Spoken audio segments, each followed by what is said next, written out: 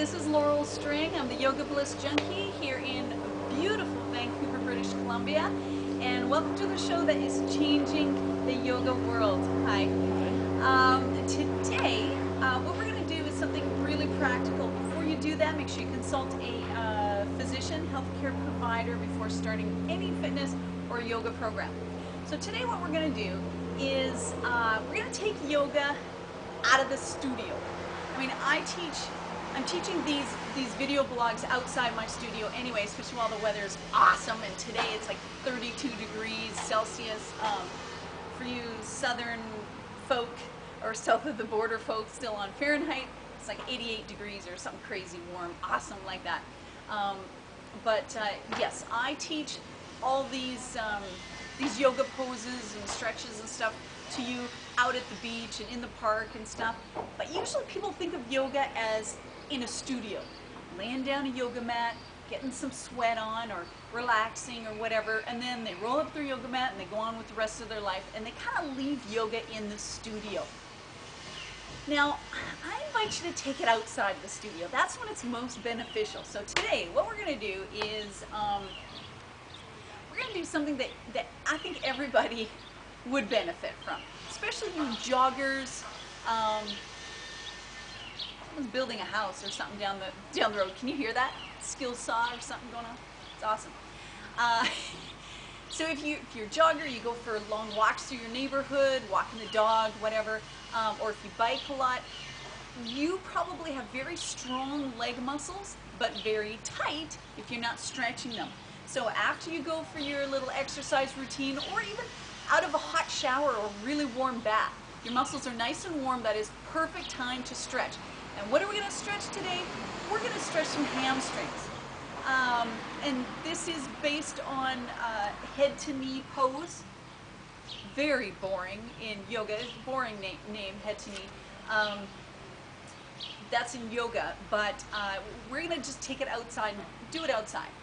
Because quite often, say you're going for a jog, you're not going to sit down on the sidewalk and sit down and do head to knee pose. You're not going to do that, right?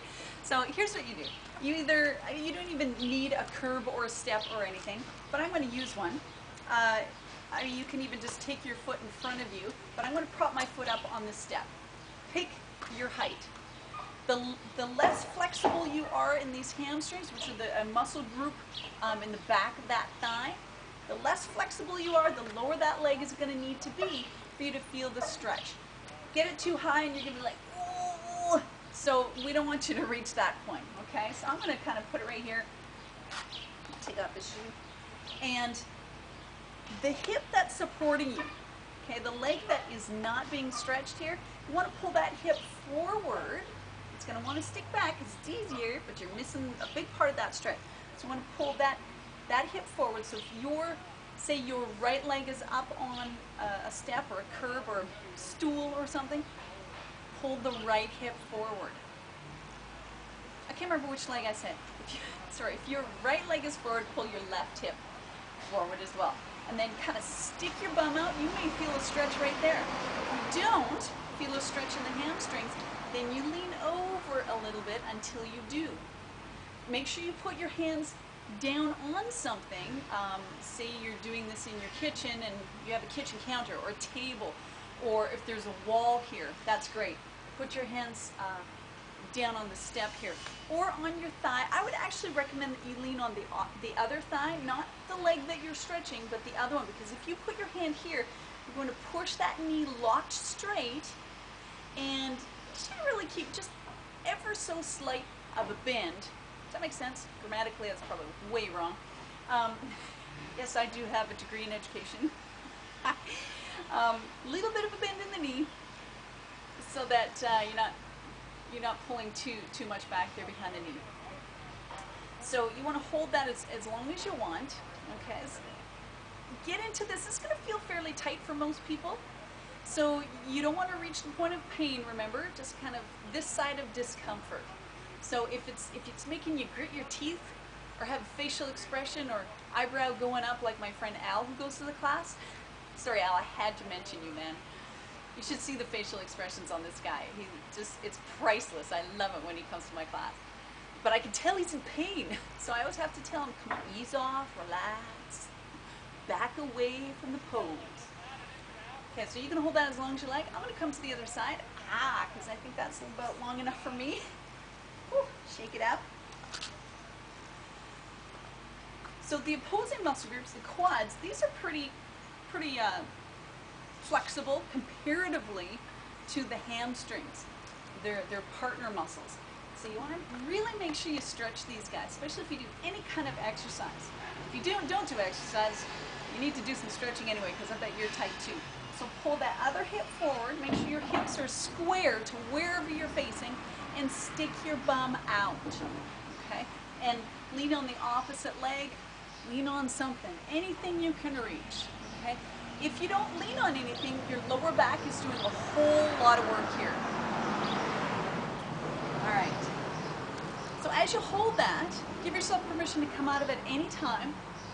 I'm just going to talk a little bit about, on the subject of guys coming to my class. I invite you, this came up in class today, I invite you to think, if you're a guy, or even if you're a girl, but I think guys run into this more often. They're reluctant to say they go to yoga. Or they're reluctant to go to yoga because it seems like a girly thing, or I don't know, whatever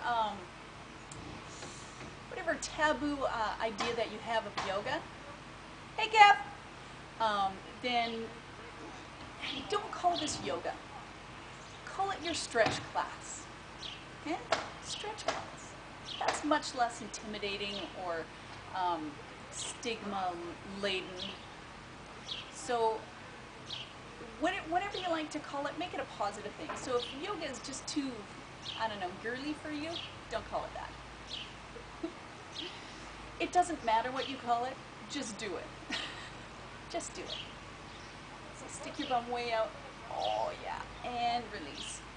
And just kind of shake it out. Oh yeah, and you should feel it right back here. If you feel it more in the inner thighs, then what's happening, I'm just going to show you this, like this hip is probably coming back if you're leaning over and you feel it more in the inner thigh.